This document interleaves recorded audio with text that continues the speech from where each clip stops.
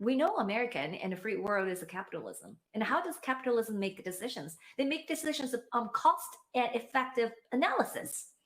Okay, so every single time you would actually interact by the CCP because they don't operate in the same way you do. Okay, so just think about the fire in Canada. Is it strange for you to see that the fire breaking out the east and the west in early June? Yes, don't get me wrong. Forest fire, every year we have a lot of forest fire, but very rarely they're breaking out on both ends, eastern and western. Very rarely. Time. Okay.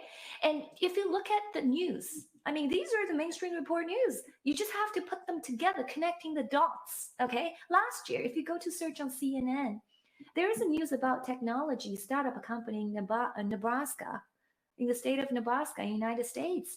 They're talking about using drones to set fire. They call it dragon eggs. It's a fire.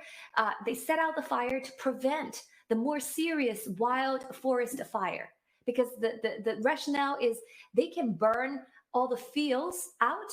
So when the real fire, the wildfire comes out, they don't have fields to burn. That's going to stop them. So they actually designed those dragon egg fire, a fireball they throw from the drones. Okay, that was a news on CNN. You can search it.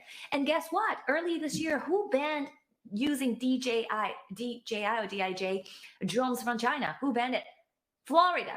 State of Florida has already lawmaker.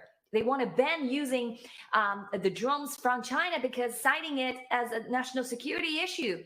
And then you certainly saw Forbes, started their complaint, say, oh, this has put, the fire extinguisher and under the weather because, now they have no alternatives. They have no cheap alternatives to do their job, to putting out fires. So who is pressuring the system? Who is actually, so do you think the fire is actually set by nature, by God?